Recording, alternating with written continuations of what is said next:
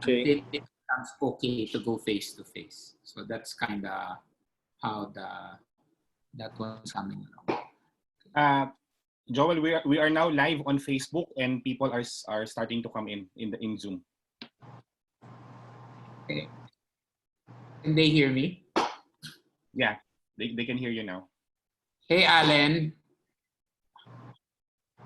Well, there's some people that's Andrea's here.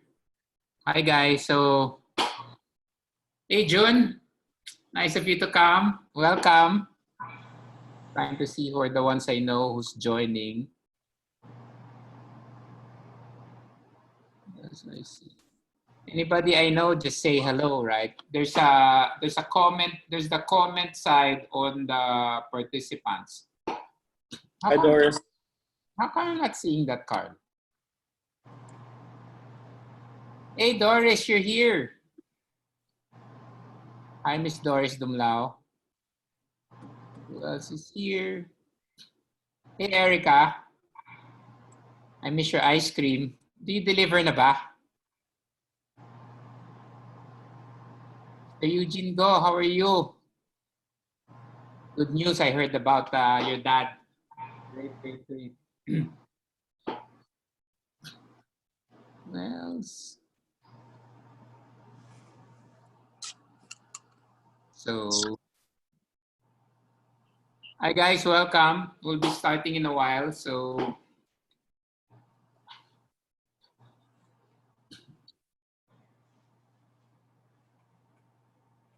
I can't see the comments of the panelists I can't see the comments of the attendees. There's supposed to be a chat option. How come I can't see it, Carl? There should be a chat tab below your screen. If not, then you can probably click more. Kat Tolentino, hello.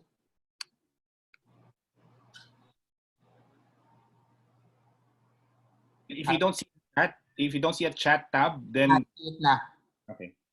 Mr. Ben Jose, we're together in ISEC, your LCP of LaSalle. Hi. Are you in the ISEC chat group? There's an ISEC chat group for 80s. That's us. Hi, Miss Helen Cabrera. Welcome. Hi, Ato. Thanks for coming. Michael Gibb. Hello.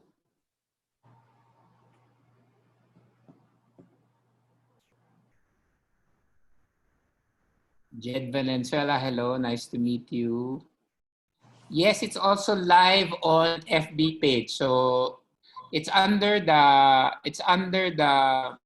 Thames International FB page. So if you have friends who can't get in, you mind just telling them that they can go to the Thames International FB page. Hi, Leah. Hello. Oh, somebody from Ortigas Land is here. Catherine Biete. Hello. Welcome. Hi, Miss Karen Ting. Hello. Erica, gusto ko talaga ice cream mo. Ano ba naman yan? Di ba?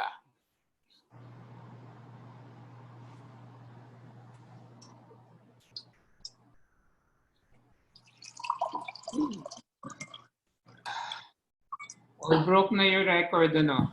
We broke na your record, David. We're 189 now as of now. Okay.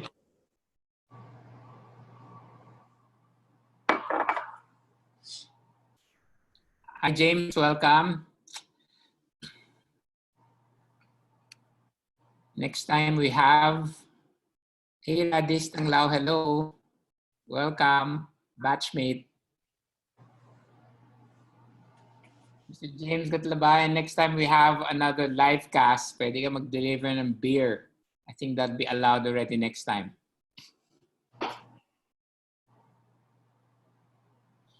Okay, we should start at, we'll start at 5:05, okay? I think once we hit 100, once we hit 200, we'll start. Hello, Mr. Rad. Is this Radis Tanglao? Hello, welcome.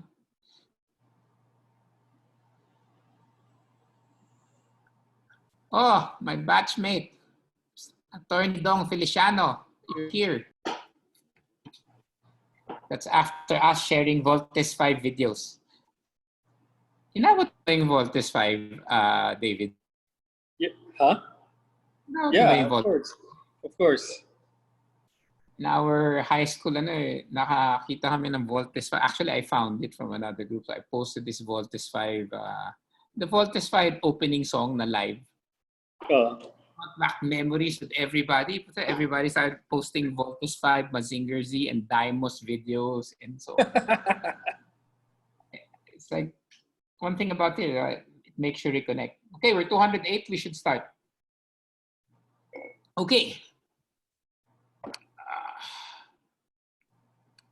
Close this now.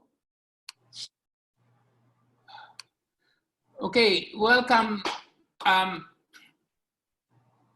Carl, I can start already. Yes, yes. Okay, I can start already. Okay. So, welcome everybody. This is Joel Santos, the co-founder and president of Thames International Business School. Welcome to this live cast. Okay, now, this is not your typical webinar. Okay, this is actually a live cast. The original plan was to have everybody be a participant where you can actually join in and be a panelist.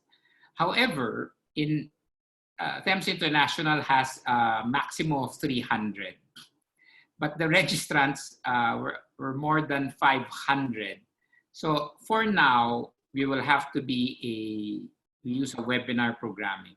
Okay, unfortunately, that's what technology.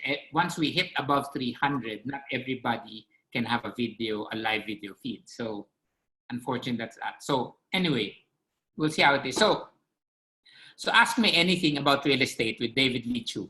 Okay, so this Ask Me Anything is our first live cast. It's very informal. Most of you have been attending a lot of webinars, and I know it's very formal with a lot of things. Even though I'm dressed this way, the point is, for those who know me, I'm not a very formal person. We can learn something and have fun at the same time. So that's what this live cast is all about. So we are actually so blessed to have David Leechiu, a very good friend, to be in this first live cast. Now, why David Leechiu? 2 weeks ago, it's been going around in social media about the business forecast by David Leechiu. So as it was going around, I was actually seeing debates. People are debating, totoo ba yan? Sobrang optimistic yan. Hindi naman yan, di ba? So there were a lot of these discussions. So when I thought of, sino kaya unahin ko sa livecast ko? Si David na lang kasi he's the one going around in social media, di ba? People actually were debating his business forecast. So with Ask Me Anything, you can now ask him directly. And you can actually disagree or agree with whatever he says. Okay? So without further ado, this is the format. So for the first 30 minutes, David and I will do a one-on-one. Given the large volume of attendees, you'll be on mute first. Sorry about that. As I said, once we go above 300, then the of registrants and the programming has to change. But please put your comments on the chat tab, and I'll try to answer them as we talk. Now, there is a Q&A tab. Please post your questions on the Q&A tab in advance so that we will try to put together those questions. Carl,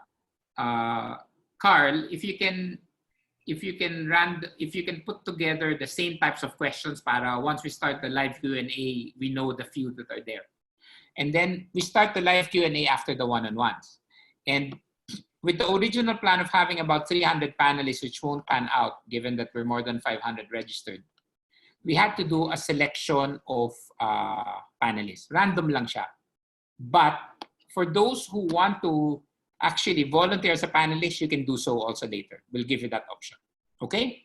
So with that, let's start. So yes. So for those who want to be panelists, you can now raise your hand, and Diane Crisostomo will upgrade you from as a panelist, that means you have to have your video live, okay? If you're a Zoom bomber, we need to see who you are and kick you out right away. But as a panelist, if you volunteer to be a panelist, we need your video live, okay? 25, I think 2025 already been pre-selected randomly. You'll be given messages, private messages that you're a panelist. But for all of those who want to be a panelist, please raise your hand now and the staff will be getting in touch with you. But as a panelist, remember, we need you to have a video. Okay, so let's start. Ask Me Anything with David Leechiu. So a bit about David. David, you're there? Yeah. Okay, so cool. So a bit about David. So he has leased more than 10 million square meters of office space and sold more than $2 billion in real estate. So si David is known as the rock star in Philippine real estate, di ba? Mukha rin siyang rock star. So more than that, at least kaibigan ko siya, kaya nahila ko yan dito. So his company, Leechiu Property Consultants, is privately held. It's able to really help its clients, you know, make profit. That's the most important thing. It's helping his clients deliver value and profitability. And that's what he's actually very good at. And, you know, I've known him for so long. He is so personal. I think that's the difference with other property consultants. You know, the Leechiu Property Consultant is very personal. And that's what you need because property is investment. So David has been has made an impact in the Philippine property and economic landscape. He is one of the few who has made a jackpot in BGC. Maybe he'll talk about that later. But he's also part of a property development company in BGC. Maybe, I don't know if that's public knowledge, but he can discuss that later. Some of the buildings in BGC are co-owned by David. So I'll let him be the one to share if he wants to. Okay, so para naman medyo exciting, David, kwento mo naman yung origin story mo, di ba? I mean, we can't talk business right away. So how did you get started? Well, I graduated from UANP in 1994, and it was called CRC then. And you know, I grew up with no money, and at that time, 1994, it was the first boom that the Philippines have had in 25 years. How can you grow up with no money if CRC has high tuition fee? Yeah, that's the myth. That's the myth. And we struggled, and you know, a lot of relatives pitched in to make us afford the tuition. And so at that time, the first boom we had in 25 years, 1994, and there are two ways to make money quickly in the economy. One is to go into the stock market, and the other one is to go into real estate. And so I decided to go. I don't agree. There are three ways to make money in the Philippines: go stock market, property, and go into politics. Sorry. Sorry. Go ahead. So my first step into real estate really was because one of the big businessmen here in the Philippines was looking for management trainees, and so he picked me from school, recommended by other people. He gave me my first job in the paint business, and in the paint business, I was delivering paint and monitoring inventory of paint cans all across Luzon. And I saw New Valley and Santa Rosa when it was all talahib and sugarcane. And then so those were the time. So 1992 to 1997 were probably the best 6 years of the economy in the last ever since 1965. You know, if you go all the way back to 1965, those are the 6 best years of the Philippines. And then the Asian financial crisis hit, and we were the last country to get out of that crisis. It took us almost 8 years to get out of the crisis.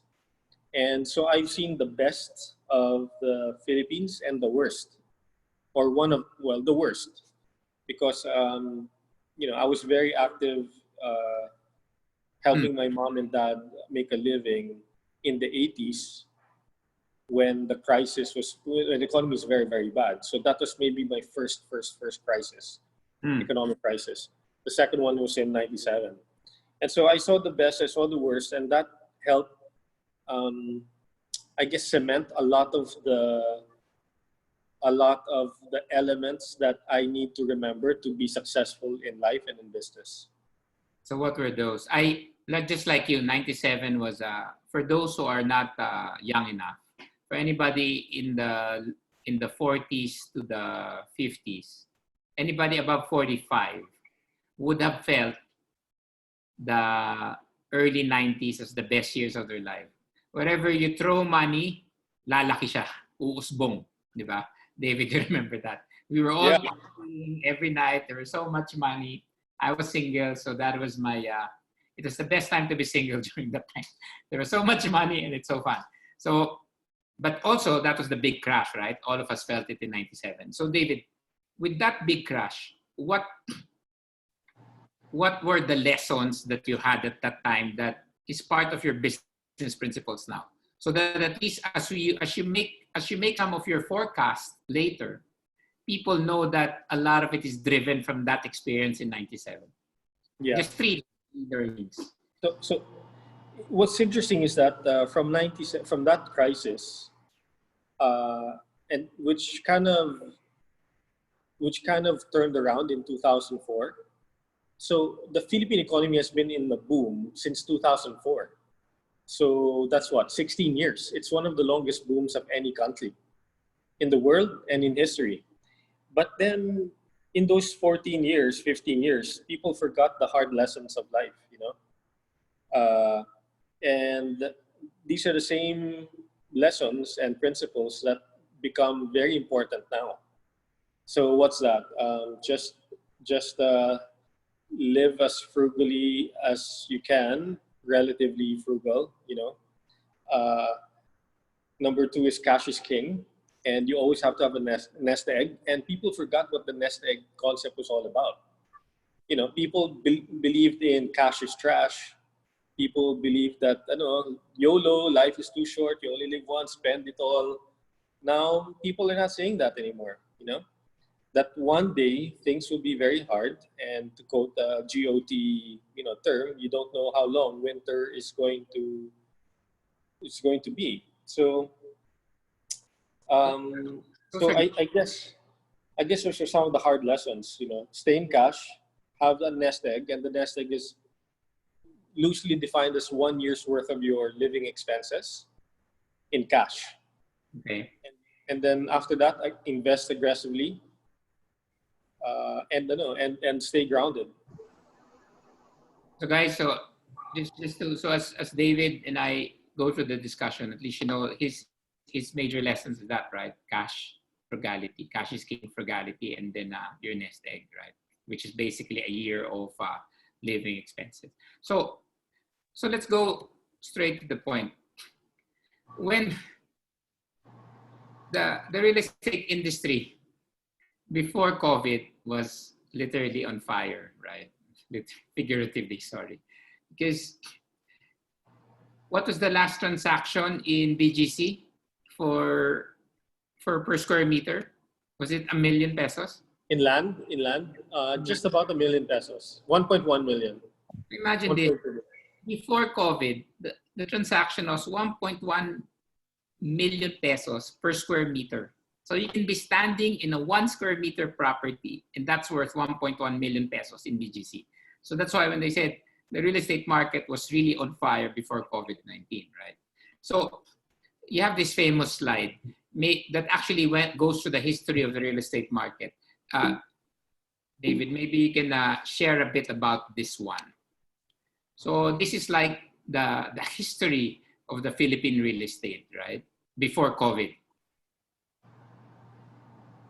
So meaning, what's the history of the Philippine real estate? Is it from this chart that you had? See, actually, this is actually an office vacancy, but it's also basically in a way it follows property prices, right?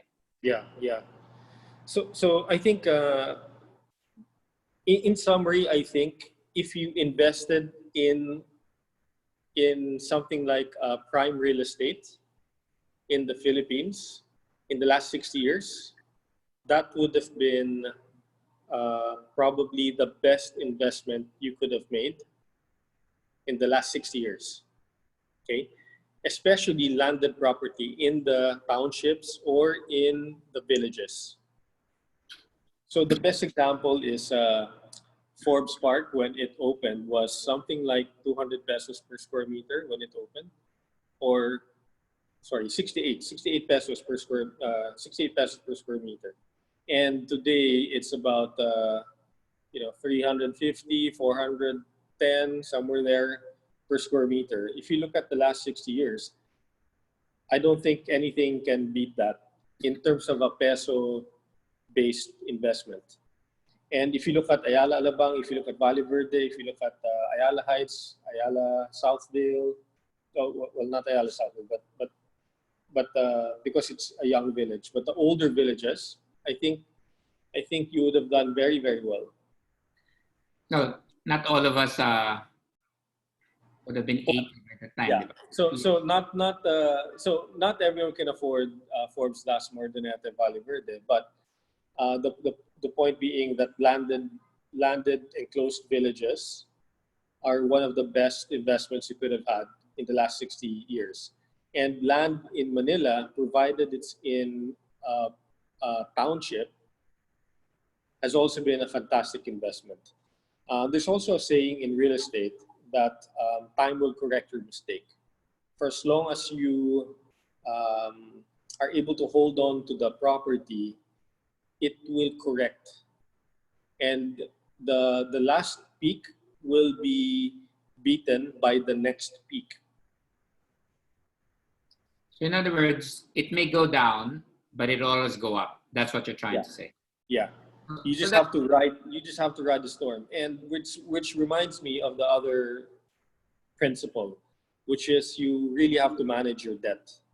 Because a lot of people in the blind ambition to grow as fast as they could take on so much debt, and that has now choked people today. So you have a nest egg of 1 year's worth of expenses. You have to add and include your debt servicing in that nest egg, so that if something shuts down your cash flow, you have enough money to pay for at least a year's worth of debt, or at least the interest servicing of the debt.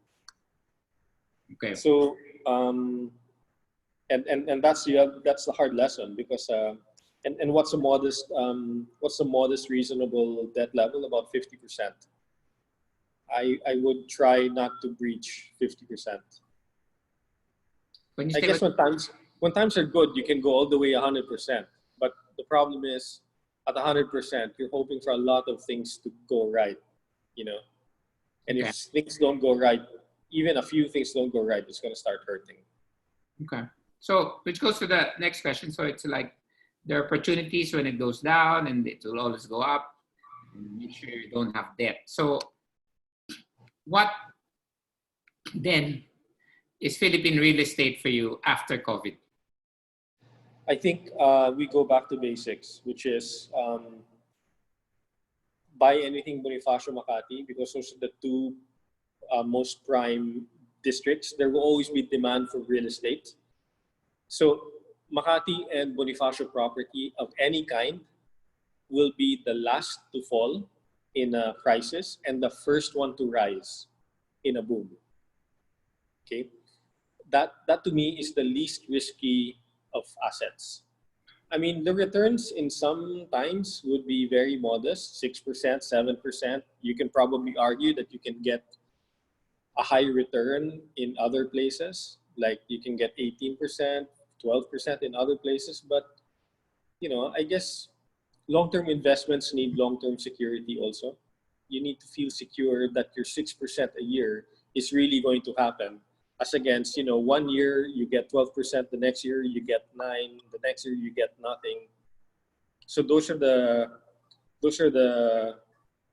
parameters. So buy anything in Makati and Bonifacio, and focus your investments in townships. We'll go back to that question later, particularly on not everybody can afford Makati and Bonifacio. You know what I mean? So Yeah. there might be other also opportunities, but we'll use that under the. We'll go back to that, David. So I wanted to use this time to actually, because people were debating about David's forecast, right? So let's go through a few of them before we open up the Q&A, because I wanted to keep the Q&A with the one-on-one between us brief, because it's more exciting when we hear the comments of other people. Tsaka sawan-sawa ka na talking to me. Yeah. So, all of those who are putting comments on the chat group, and if it's a question, please move it to the Q&A tab. Okay, thank you. So, Pogos. So this is actually a screenshot of a Pogo. Actually, my wife said this is called new. You know, it's supposed to be a new game, right? I don't know if David should read what that says, but basically, you said that the Pogos will come back with a vengeance, di ba? Yeah. So why is that so? Because there's so much pent-up demand in this industry. You know, gambling is one of the, I don't know, it's an insatiable market, and they've discovered the Philippines, and they will keep growing in the Philippines. There's quite a bit of the market globally that is still not here, and we expect them to enter the market in the end of the year or sometime in the second quarter of next year. So within the next 12 months, you're going to see the Pogo market grow, and a big factor will be the lifting of the travel ban. But you said to the country. Yeah, sorry to cut you. Is that you said that the Pogos from India may come and enter the market? So I was surprised at that. You said Pogos from India. Yeah, because Pogos from China. Now they're Pogos from because the second largest economy or population in the world also has restrictions on gambling, and some of them are doing it online, and some of those operators will find a way to operate in the Philippines to service India. Okay. And the big difference there is that they will use a lot more Filipino talent because they are serving English language. That's right. That's an interesting to watch, right? So because if the government is open to Pogos from China, then there's nothing stopping them from being open to Pogos from India. Interesting. Yeah. And the cuisine experience in the Philippines will improve because now, you know, we have fantastic hot pots and Szechuan, and very soon you're going to have very good curry. That's right. Interesting. So, tourism. Yan. Very excited. Now, tourism, as we all know, this is the symbol of something that was really sayang. No? I mean, everybody was looking forward to the Olympic Games in Tokyo. Yeah. And obviously, this didn't happen. So, you said that you expect tourism to just like explode, right? Domestically.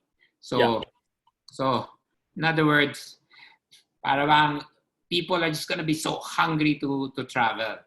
Right? Parang feel nila, right? I miss Miriam, by the way, so that's why I put this picture. You know, if we had Miriam in the Senate now, I think the way this government is run would be a bit different. But you know what I mean? She was really a fiscalizer, as they call it. So you said that domestic tourism is going to have a major comeback, right? So this is a picture of Boracay before it was closed down. Are you saying it's going to come back to this type of level? Probably. So it depends on the category, right? I think the most, I would say, the most faithful to the social distancing policies are in the upper class. So they will propagate the places, the hotels where it's low density, low population, pricey, expensive, but you know, they're saving a lot by traveling locally because they're not going abroad. And then second, the general population is just so cooped up in their homes that they will compensate by traveling. And even if they have to borrow, because right now much of the incomes of people are compromised, whether it's in the stock market, dividends, core business, bonuses, or salaries. But some of them who can will borrow their way to make sure that they get out of the house. Get out of the house, get away from their relatives, and just do what they used to love to do. That they love to do that they used to do but couldn't. So you're thinking domestic tourism is the first thing that will, basically domestic tourists will be the first one to provide fuel again, diba, to our tourism industry. But I think definitely, because even before COVID, total tourism in the Philippines is 92% domestic. The foreign market here is nothing. It's zero. I mean, it's relative to what happens in other countries. It's one of the lowest tourism markets in the world, Philippines. So actually, that means that once Pinoys are allowed to travel with the Philippines, that's a really huge opportunity. If some of those resorts now are leveraged, actually it's time to get some good buys. Because, you know, if it's only 10% who are foreign tourists, that's 90%. That's a huge market. That's 110 million Filipinos, right? So who have to travel. So if there's actually like if I had extra cash now, right, I would actually be looking at some tourism opportunities, given what you just said. Right? So, and I'm a very big fan of Palawan, and of everything that I've seen in Palawan. El Nido is probably my best bet, because it has the most number of elements in place to be successful long term. Exactly. And if there's a place to work from home, it will be Palawan. Right? So let's talk about work from home. You have this comment about work from home. You said that you said that you don't think work from home will ever work in the Philippines, right? Yeah. Sustainable. So, it's not sustainable. In mass scale. Why do you say that? Because 70% of the, I think work from home is great at the executive level and in management level. Okay, where number one, most people are wealthy enough to afford enough space per capita. Yes. And insulation and access to water anytime. Right?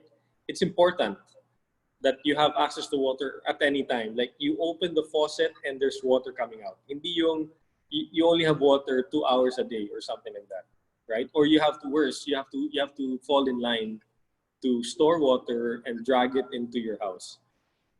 But 70% of the population of the Philippines, 70% of the workforce of the Philippines rather, in the lower middle don't have those luxuries, right?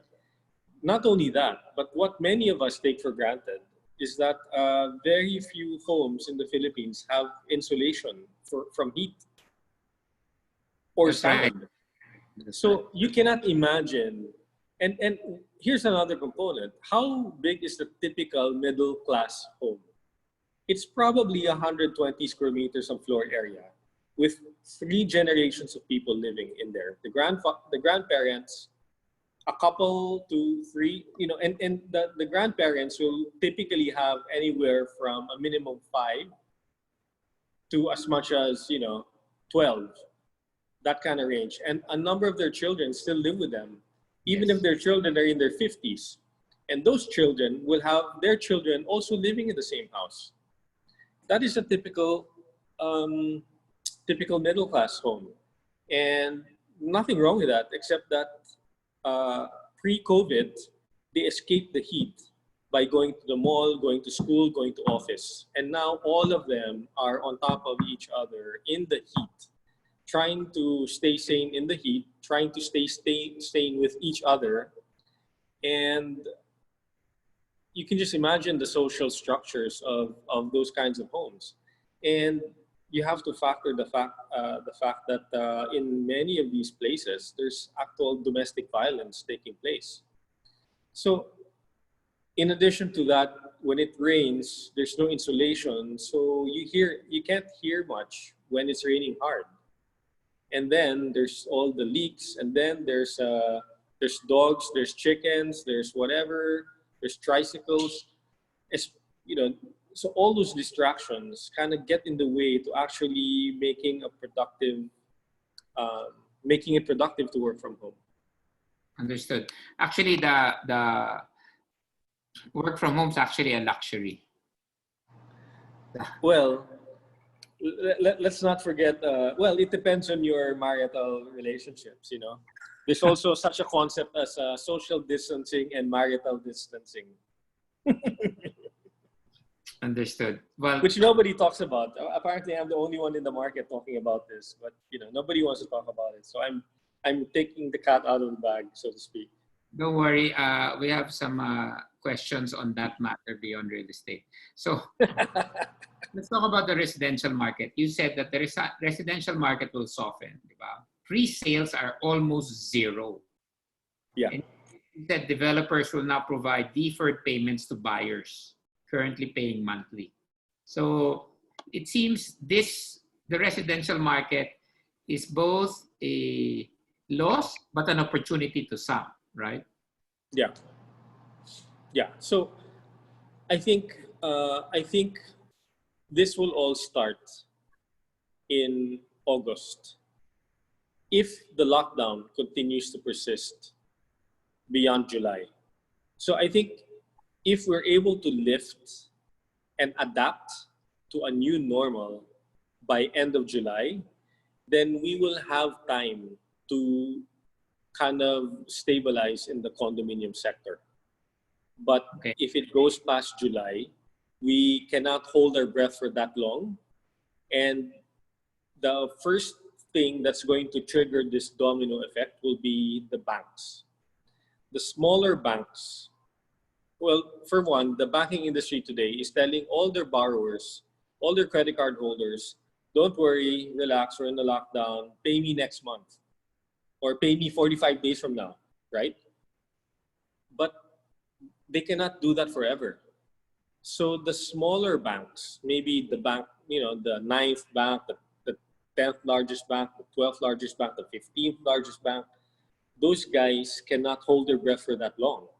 So if this continues past July, some of them will be forced to call on the loans that they've given to their borrowers, and that will trigger a mass liquidation event of assets. Now, I said that the first place we're going to see this will be in the upper middle market. Why? Because they are highly aspirational. They've had fantastic income for the last 15 years. And now their incomes from either their core business or their jobs or their dividends, they're all under threat right now. Some of them have lost their jobs. And so the first thing they're going to do is liquidate. And these are the people who have taken a lot more debt. When you say upper middle, what amount of what's the property price range for that? Yeah, I guess those properties that are in the 20 million range to 30 million range. So you're saying the one that will most likely, quote unquote, let's call it out, repossess and then it's going to be out as a fire sale would be the ones within the 10 to 20 million properties. Is that it? Or 20? Mga 15 to 30 million. 15 to 30 million peso range. So if it's a 15 to 30 million peso range, if it goes on fire sale, what's the discount? Less 20%? What? It depends how. I guess a reasonable discount would be. It really depends. The closer you are to August, the deeper that discount will be. So, I mean, having said that, we just recently sold an apartment in Rockwell for 315 per square meter. That means it's holding, you know. So there's been a slight discount to the market, but the discount is not deep. Okay. So I think the property market is holding. So but it's going to soften. Now, how big of a discount depends on how bad this price is going to be. Okay, let's tackle that a bit later. I'm just trying to get through our one-on-one because people are excited to ask you directly, right? So the food industry, I mean, even Jollibee is suffering, right? When you talk about the food industry, right? The symbol of our country worldwide is Jollibee, but kahit si Jollibee pumapalit yun, di ba? So you said that you believe half of all restaurants will die. Matindi yun, pare. So I think a lot, 50% will close because they, first the restaurant business is highly competitive. They're low margin, so they've been able to. Many landlords have said, okay, don't pay me if you're closed. Don't pay me, but okay, they don't have rent, but they're still paying their staff. And staff is probably another 40-50%. And if your revenues are anywhere between, if your revenues are between 40 to 60% down, or if you're zero, and then you're still maintaining 50-60% of your expenses, then very soon you're gonna have to make a capital call. And if you don't make the capital call, your only option is to close. And then many franchisees, many chains, whether big food or boutique restaurants, have expanded because they were trying it out. And even before COVID, the churn in the restaurant business was kind of high. I think it's like 20% of all restaurants that opened in the last 20-30% of restaurants won't survive the first 2 years, and that's been going on for quite a while. More capital in the Philippines means more brands and more branches and more restaurants. And then not only are you increasing the number of brands, you're increasing each brand's footprint. And not only that, but globally, the food business 20 years ago was 20% of the footprint of the mall. Today, globally, it is 60% of the footprint of the mall. Wow, I didn't realize that So in the mall. it's not just Jollibee, for example, having more branches, right? It's Jollibee having more brands, and each of those brands have a lot of branches. And you can go on family per family, not just Jollibee family, but every other restaurant owner has expanded to different concepts. And this is a culling event for them. But the good side to that is that it will open up opportunity for more capital to enter the food business because they have brands that they have wanted to bring in but couldn't because of the competition or because of the rent. For example, Bonifacio and Makati rents went from 1,500 pesos per square to 4,000 pesos per square meter plus VAT plus dues within a span of 8 years. That inflation of rent has basically prevented many restaurants from opening. But we think the ground floor spaces outside the malls will have a rental adjustment. So let's say from 3.5 to 4, they will come back down to maybe the 2. rent is crazy, right? Like in BGC, like what ground floor is about 2,000 pesos per square rental. No, 4,000 per square. Oh my 3.5 God. to 4,000 per square, and I think we're gonna head back down to 2.5 somewhere there for new space, for new or vacated space. So again, for the guys in the restaurant business, and if you're able to hold, that's really opportunity. Imagine if the rent was 3,000 to 4,000 before per square meter ground floor, it might go down to 1.5 to 2. That's a fearless forecast of David. Let me just show you some.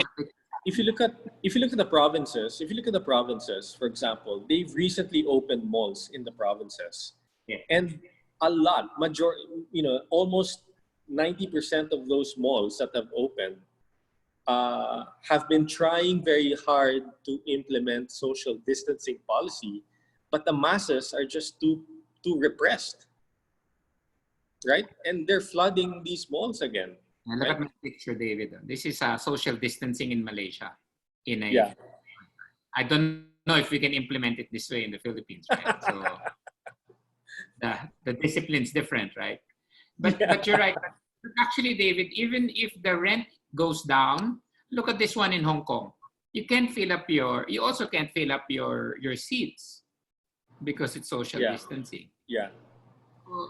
So again, So I think that the whole question is when is the new normal? How long will the new normal be, right? We're trying to, right now, as we are in lock-in, we are hiding from the virus. When we are allowed out of our homes and back onto the street, that is when the new normal will start.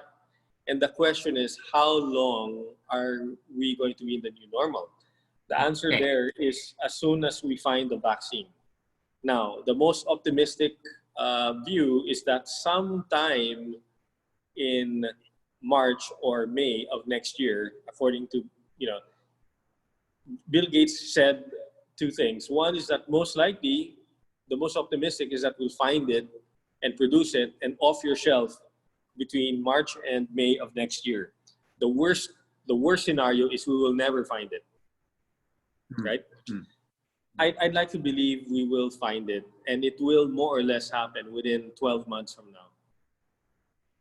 So that's some optimistic, maybe naive. Some people might find it naive, but those are the two schools of thoughts happening. So the new normal will have to be 12 months. We have to just ride this over 12 months. So the new normal for office and commercial, diba? So I love your slides, by the way. It's fantastic. As I said, we can't have the normal webinars, right? So I think I'm gonna have to talk to my team about coming up with more creative slides. Okay, now this is okay, guys. One of the things that David predicted that really caught me by surprise. He said, because of the office people, some people may need more office space. So they need more office space as part of the new normal. And akala ko nga work from home, but David predicted they will actually need more office space. Can you expound why more people will need office space? So let's say you have 1,000 people, right? You have 1,000 seats in your operation. Then all of a sudden you have social distancing, which means you only can occupy 500 seats out of 1,000. Where are you going to find the workplace for the other 500, the other half? Well, right now they're all only 250 of those 500 are working from home. The other 250, the work conditions, the conditions at home are too chaotic to allow any work from home. And so in order to yield better productivity, the company will then rent additional temporary space in flexible workspaces for a few months to hopefully a year or so. And then, and that's how it's going to be for quite a while. Wow. That's like thinking from left field. So only comes and why is that? Because the Philippine office market is not contracting. It is still growing. Yes. It is still growing. Unlike in other economies, the economies per se are shrinking, and therefore capacity is shrinking, jobs are shrinking, being lost. Employment base is shrinking. Therefore, you're releasing so much office space into the market. In the Philippines, it's not. And why is that? Why is the Philippines and Bangalore unique? And Hyderabad in India, and Mumbai in India? Because the BPO sector constantly feeds jobs into the Philippines. That is what makes Philippines and India counter-cyclical. This is the safety net that we have, the gift from the universe to the Philippines and to India. Just like our president, gift from the universe. Anyway, so sorry. What's the new normal, di ba? So, give me a... Pare 80s yung ano mo, yung mga slides mo, yung mga reference mo. Dapat may millennial slide advisor ka. Buti nga, hindi ko nilagyan ng Voltes 5 yan. So, yung new normal. What's the new normal? How is the new normal gonna... basically, new normal social distancing, di ba? So overall, what's your take on the new normal? How is it going to affect real estate? Yeah, I think at some point, ground floor landlords, mall landlords, and possibly residential landlords will have to concede to rental discounts under the new normal to be brought back to the pre-COVID prices when the vaccine is out in the market. Okay? So that's the new normal. The office sector may still stand its ground because there's no stock.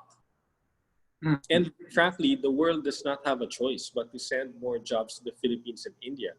Because look at it this way, okay? If you're a CEO of a multinational European or American or Canadian company or Australian company, you've just been decimated by the virus, right? The demand has contracted significantly. Therefore, the infrastructure supporting that will also have to contract. Whatever is left of that after that contraction, whatever is left, the guy is going to say, okay, this is what's left, but I don't have any upside to my top line. The only way I can protect my bottom line is to continue to shed cost. And I'm going to have, the only way I can do that is to bring it to Philippines and India. Because it's only these two countries that can provide the scale they need to get a meaningful reduction in cost within one fiscal year. I have to move a bit fast. I'm being told by our handlers that we're enjoying talking to each other too much. Ganyan bang loneliness? Naging obvious na tayo. Pare, so, in commercial break muna. So, commercial break. Bakit may commercial break? Kasi nothing in this world is free. I hope you guys will allow me to advertise my school. Sorry kasi kailangan rin natin kumita. But, you know, I'm not advertising. You know what? I just want to share you how we as a school has pivoted to the new normal. So, we're the country's first international college. We co-founded this 20 years ago. We're known for entrepreneurship. We're known for international programs. Basically, anybody who goes to Thames can get a degree from the Philippines or Australia or UK or Singapore. You choose what your degree is. Now, what happened? Those are some of me visiting our alumni in the UK. We're unique. That's the Thames way. Take a screenshot. I have no time to talk about it. So, but this is what happened. When the lockdown happened, we migrated to 100% full online. We now became a virtual campus. That's why I was asking David, I have a huge campus. I have 5,000 square meters, guys. And then now I was able to go virtual. And then actually I realized I don't need my campus. So it's a big change also for me as a school. So that's my students. We're conducting classes fully online, even for postgrad. So I had to pivot. Now I am doing online programs and degrees. All my degrees are now online. My diplomas, my postgrad, and all my corporate training is now online. So it makes me question my campus. So when David said, hey, you want office space?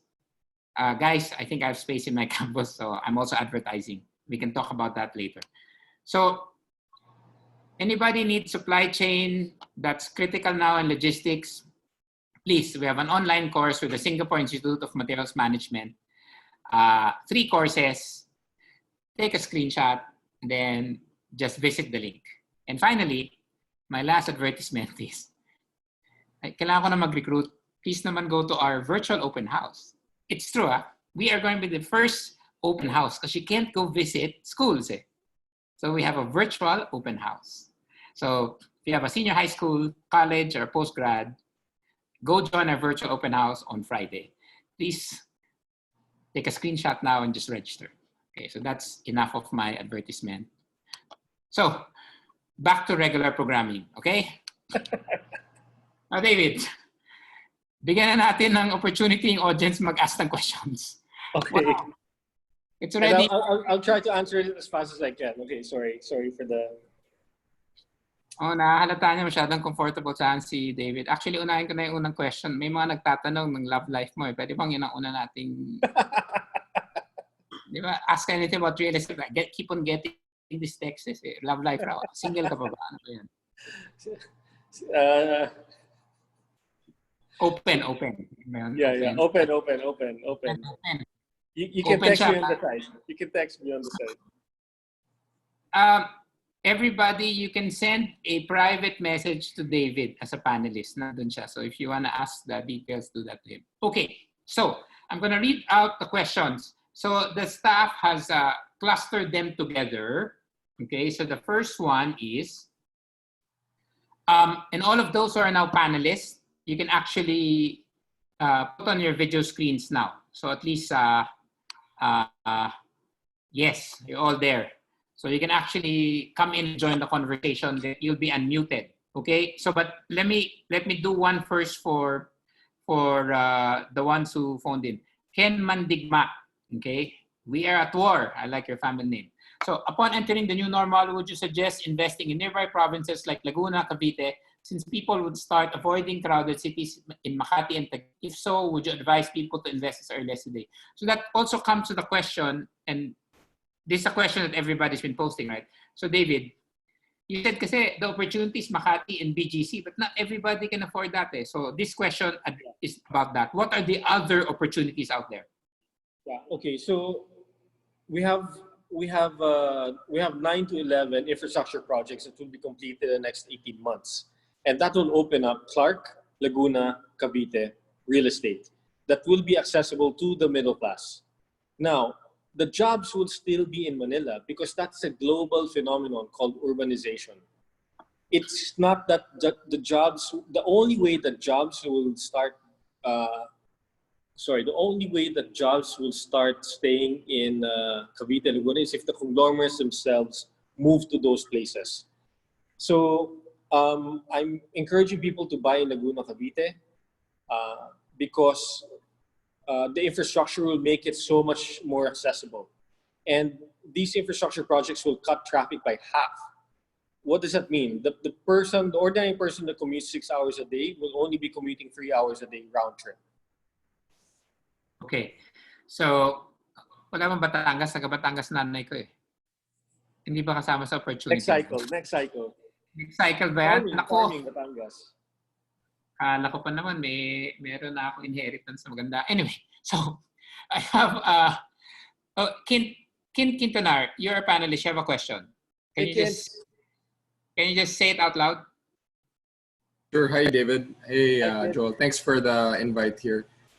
David, just a question on leases that have already been signed. Yeah. Will an event like the COVID pandemic allow parties to go back and renegotiate something that's already signed? Or is this something that needs to be looked at by the government or something like that? It depends. Because right now, the government has imposed deferment of 6 months, payment over 6 months for small, medium-sized micro businesses, but not yet for the big ones. And I guess the government, because their mindset is, you guys are big boys, you guys don't need any pampering from the government, you're on your own. So ultimately, it will be a relationship-driven negotiation between the tenants and the landlords. Now, right now,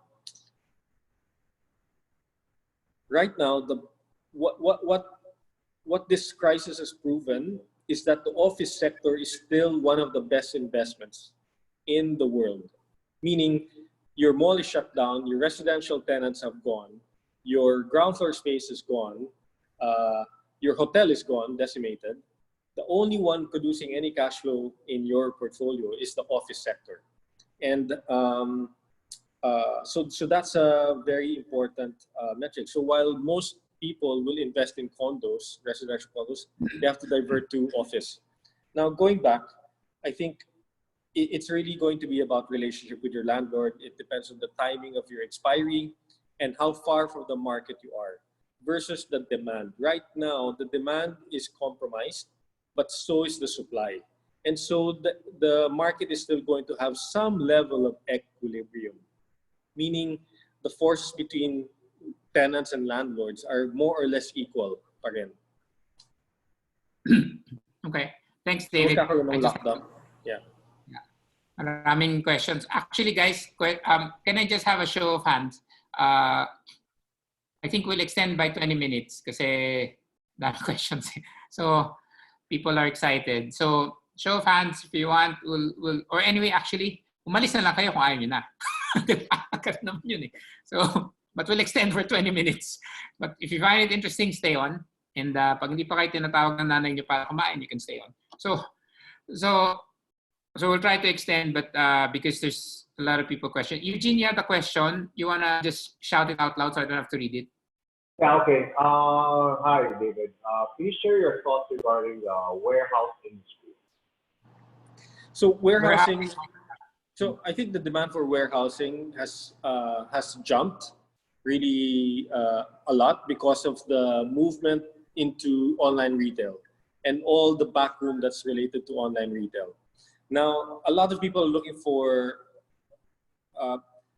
So the economics of it is that many warehouses work because the landowner has not charged the land value into the warehouse equation. Meaning they've inherited the land for so long, they bought it so long ago, it's been idle for so long, I'll just put up a shed, a warehouse, and I'll rent it. And on that basis, the yield looks good, right? But once you mark to market the land value into the equation, it decimates any feasibility for warehouse use. So it only works when the tenant is able to pay a rent that is commensurate to the land value. The problem is the tenants are still stuck at paying 100 pesos per square meter for warehouse space. The most sophisticated warehouses will probably rent for 250 pesos tops. The most sophisticated ones. Nobody wants to rent anything more than 250. They will say, if that's my operations only allow me to budget this much, and if not, I will move further out of the center. And I will have a hub and spoke model. But so temporarily, we're seeing a surge in online retail, therefore warehouse capacity needs. But that need is easily supplied because there's hectares upon hectares of land available outside Metro Manila to meet that need. And therefore, the trick is how many properties in the CBD, in Manila, NCR, are still viable for warehousing. Because, for the last 20 years, the warehouse industry has been shipped out, moved out to the provinces because of the land cost. Okay, thank you, David. Okay. Doris, I saw your video come up. Do you have a question? Yeah. Hi, David. Doris. My question is about real estate investment trust. So finally, we resolved all the regulatory issues, but doesn't seem to be a good time. And yet, some of the issuers, specifically Ayala Land, is keen on proceeding with the REIT listing and offering. Do you think it will be still be a good investment? I guess the bet there is that from 5.5, the index being at 5.5, towards so I think their plan is to list by fourth quarter, right? And so the bet there is that by third or fourth quarter, the index will go back somewhere towards closer to 7,000. And at that time, I guess in combination with the low interest rates and all the money swishing around in the world, yes, it will be a good decision, and it will still be a very cheap way to raise funds for Ayala Land. Mm-hmm. And I'm very excited about the REITs because very few countries in the world can go to the market and say they've got this much REITs. We have 15 million square meters of mall space. 80% of that mall space is owned by just 5 companies. We have 14 million square meters of office space all over the Philippines. And 20 companies own 55% of that 14 million. So there are very few countries in the world that can say we have this much portfolio to REIT. And the diversification in geography, diversification in type of tenant and asset class, all those things will work in favor of a REIT. So I'm very excited about that. This A-REIT is a trial balloon for many companies. Yeah, and they're friends with the president again, so it's a good time to go to the market. And another question is on rental condonation. So a lot of the major developers have waived rental fees during the ECQ period, and it's worth billions of pesos. How about the smaller retail developers? So maybe the strip malls, etc. Are they under pressure, or are they willing to waive rents as well?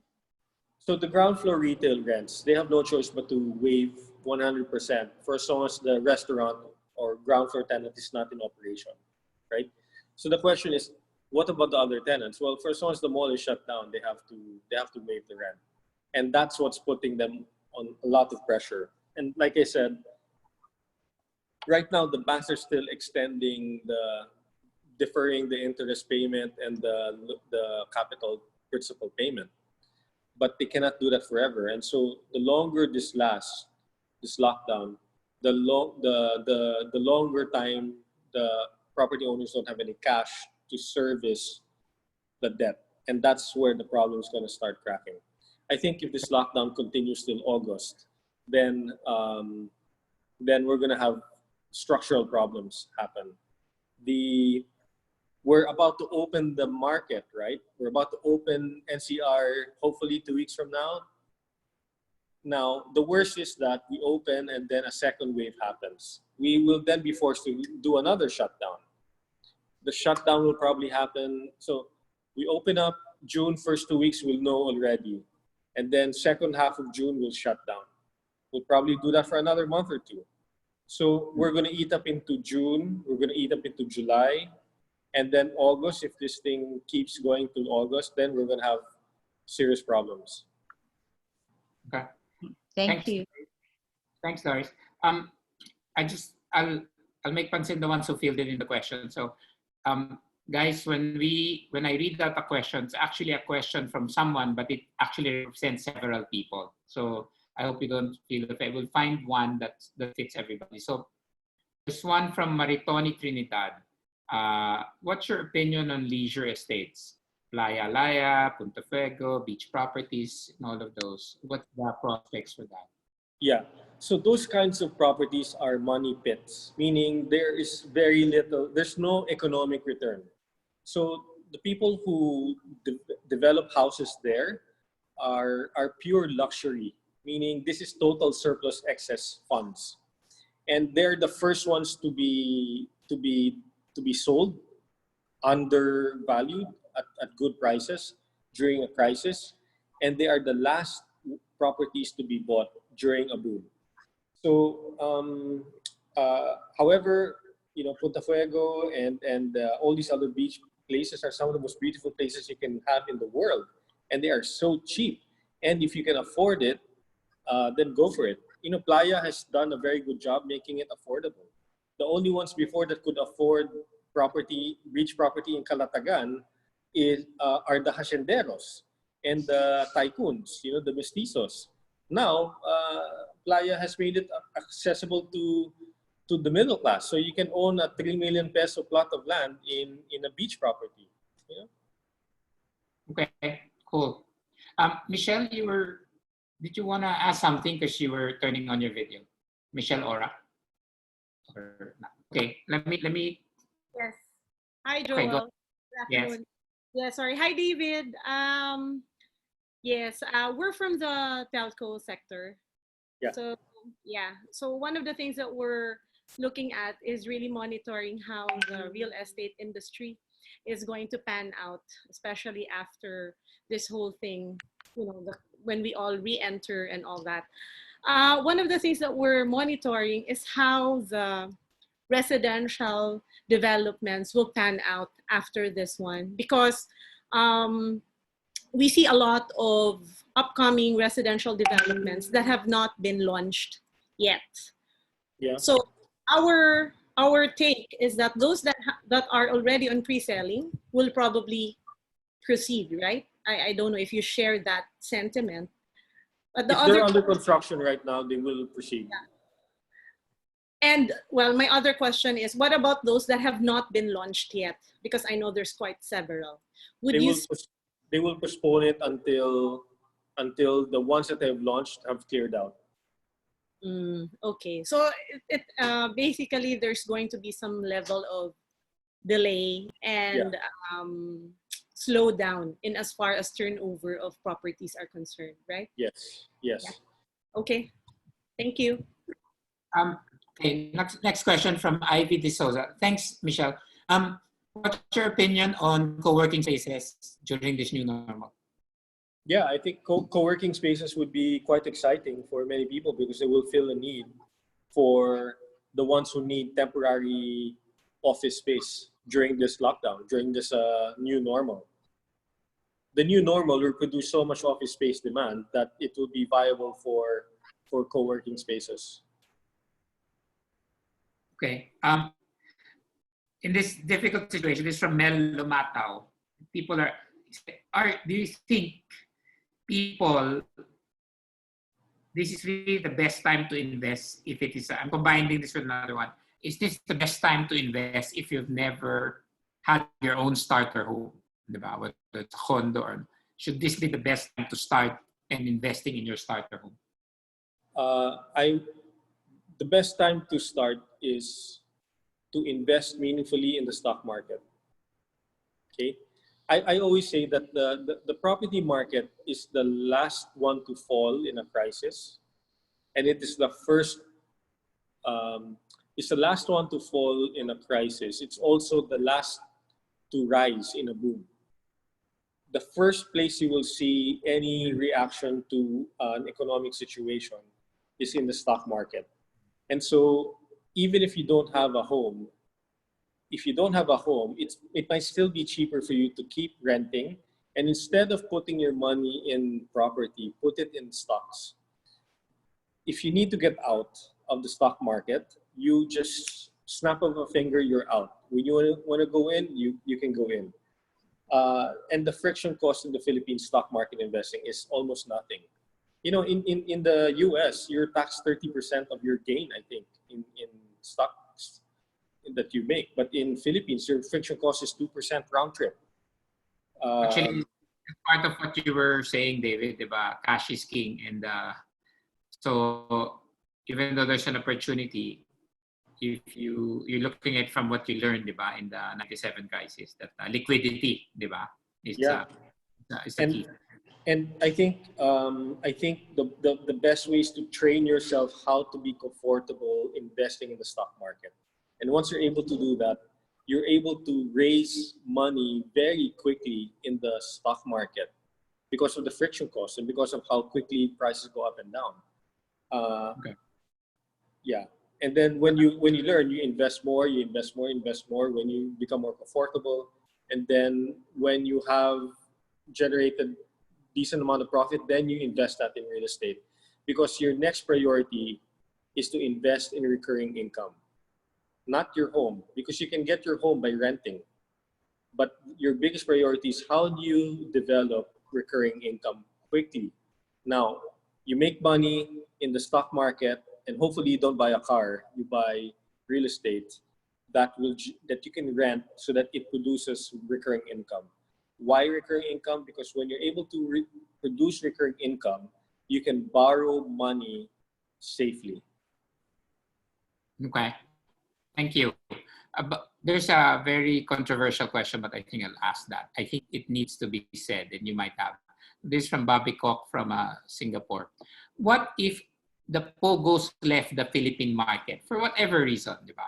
How will it affect the whole property sector from your point of view? So the entire office market is 14 million square meters. The POGOs occupy 1.8 million square meters. So they are a meaningful part of the equation. They're about 15% of total occupancy. They're paying the highest rents. 15% of all office space is POGOs now? 15%? Okay. About 12, 15%, somewhere there, right? Of the 14 million, they occupy about 1.7, 1.8 million square meters. So they are a meaningful part of the market. Okay. Now, it depends when they leave. If they leave after 2021, so 2022 onwards, then I think we will be fine, because when the POGOs all leave all in one go, I'm picturing the worst case scenario, which is with the snap of Xi Jinping's fingers, the POGO market disappears in the Philippines. then 60% of that is Chinese today. So 60% of 1.8 million will disappear. Now, who will take up that space? Well, in 2022, the supply of new stock in the Philippines is diving very, very fast. We have a lot of supply entering the market in 2021, but in 2022 and every year after that, the supply is falling so fast that even when it will be okay for us to remove the POGO sector from the market entirely. And then who will absorb all that lost space? Well, over the next 12 to 18 months, the BPO sector will absorb all that space. Now, why do I think a soft landing will happen? Because many of these POGOs have paid their landlord 1 year worth of advance rent. Sometimes they have 6 months advance rent, 6 months deposit. So the landlords are holding on to 12 months worth of rent. And that is a cushion for many developers. So that it buys them time. So that when the tenant disappears, they're still holding on to some kind of cash. And that will buy them time so that they're not distressed when the space becomes vacant. Now, we have to have an appreciation of the POGO sector because they are really a significant contributor to the economy and to investor sentiment. If not for the POGO sector, the property market would have crashed. The office market would have crashed 3 years ago, and we would have seen 50% reductions in rent. And that's just in the office sector. The POGO sector has created so many millionaires overnight in the residential market, plus consumer spending, etc., etc. And while they are not perfect, you have to appreciate that the Philippines has opened its doors to foreigners, and they are the biggest, fastest investors in the market today. Well, one of the things that we're looking at, right, is that you have the POGO strip of it. Let's talk about the BPO sector. There have been several questions, but Sherry Gutuako asked this, and it combines a lot of the people's questions on the BPO sector, right? So the trend is the advancement in AI for voice calls. So that would lessen the dependence on human labor and mitigate risk, right? So you're saying that the BPOs will be able to absorb it, but then you have these technologies that are actually going to get rid of or lessen the dependence on human labor. So what are your thoughts on that? AI adoption is the thing that slows down AI. It's not anymore capacity. It's not anymore processing computing capacity, but the process of adoption. What does that mean? That means that, for example, a big bank in the US, is presented an AI platform by some developer. And they're going to say, wow, okay, that's good. Let's try it out. This fiscal year, we'll try out 50 seats. The next fiscal year, that will be under review. And they say, wow, it works. Let's go 200 seats. Wow, that works. Let's do 2,000 seats. Wow, that works. Let's do 20,000 seats. So that one bank will take 4 to 5 years before they scale up adoption of AI. And that is what's slowing AI. Now, this crisis has given a new sense of urgency to adoption. Therefore, from our original thinking that 10 years from now, adoption will be in full bloom in AI, that means that from today, it will be in full bloom in 2030. I think that will be moved closer to like 2028. So from a 10-year adoption cycle, we probably will have an 8-year adoption cycle. And well, that's still not bad. So I'm hoping that before that time, the Philippines would figure things out so that it will find a way to wean off the dependence in BPO and POGO. Okay. So there's a lot of questions that can't be answered by me and David. So can I request the associates from Leechiu Property Consultants to just also please answer the questions, because you can answer directly, you're a panelist. So that at least if you know the answer, and just please answer the questions that are being fielded in the Q&A, because we really won't have time questions keep on coming. So we'll go to our last two questions. I have one that's from Lisa Perpan. So do you feel there will be a significant shift from condominium demand, which is horizontal, to basically places like Laguna, Santa Rosa, Cavite, which is more accessible and, in a way, more accessible and healthier, safer for the pandemic, right? In other words, also going down to not horizontal, but vertical. So what do you think? No, I think urbanization will prevail, especially now. It's a lot easier and a lot safer to be in a high-rise structure than it is to be out in the province. And the other thing is, it really depends on the economic strata. The middle class will keep moving further south because that's where the infrastructure is. But ultimately, they will come. The universities have to go and move to the south, but they aren't doing that just yet in a meaningful way. LaSalle is trying, and they have I have to give credit to LaSalle for having rolled out so many campuses all throughout the country, because that is the solution. You look at, for example, Xavier, for example, where you studied. It's almost senseless to have that many people study in that small geography when you can just, and the population goes to the school, when the school can go to the population, right? And it's only now that they're doing it in New Valley. Exactly. So another shameless plug, Thames International is an online school now. So I can anywhere, right? So I don't need to invest in campuses all over the country. I've actually over-invested in our campus in Quezon City. But so for those who are not Metro Manila, you can now enroll in our course because we're now online. So before I let David has to make money from this presentation too. So this is David's property services. Please take a screenshot of this one. Before I let David give his final thoughts and everything, here, take a screenshot of how to get in touch with David. His office is just in the Shangri-La, Makati Shangri. You've been there for how many years na? Tagal na, no? 4 years. 4 years lang ba? Okay. Yeah. Time flies. Time flies, no? So there, take a screenshot. So David, final thoughts on property. Your last words of wisdom before we close this. So I've been criticized for being optimistic in this time of gloom and doom. The reality is that it's very easy to produce bad news. And there's a psychology, which, for lack of better words, misery loves company. You're having a hard time, you want to propagate that and project that. That's fine. But I think what we're trying to say in this market is that it's not all bad. And what we've shared in all our communication with the business is here are the highlights that we need to be inspired and optimistic about. Inspired by and optimistic about. It's not all gloom and doom. There are pockets where we can capitalize, and there are opportunities to make a difference and make money and to have a livelihood. I am not blind to the thousands of jobs, thousands of companies that are going bankrupt today because of this virus and this lockdown. I'm not blind to that at all. So let's go back to basics. Property will, time will correct your mistakes. Keep your debt low. Cash is king.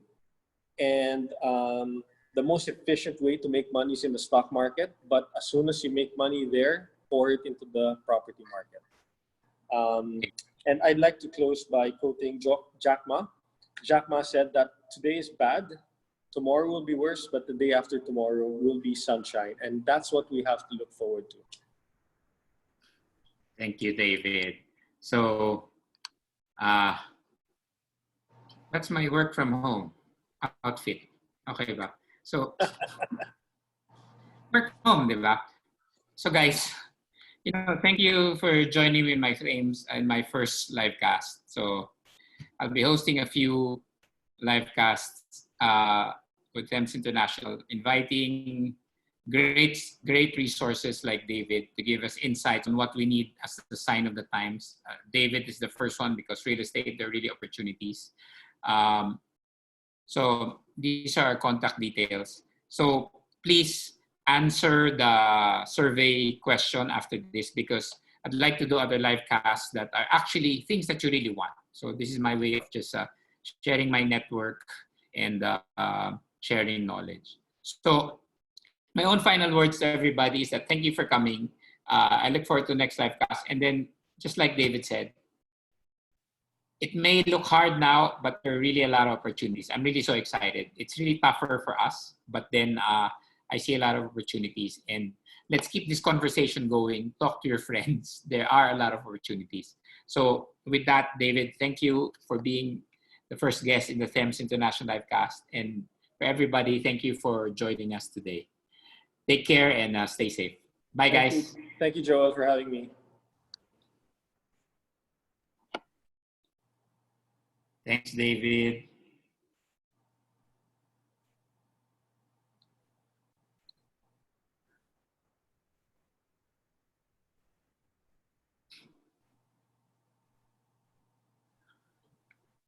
Ang daming question, David. So we'll give the Q&A to you, and then your staff can continually answer them, right? Kasi, Okay. you know, people were, it's a hot topic, right? So that's how it is. Yeah. Thank you guys for staying. Actually, we should actually make it a bit longer because people were staying all the way through, you know. So even though we extended, people didn't leave it. So I guess the topic's good. Okay, we're gonna close it now. David, salamat. Thanks again, Joel. Be well. Thanks to staff for arranging this. Ingat. Yeah. Ingat. Bye-bye. Bye, guys.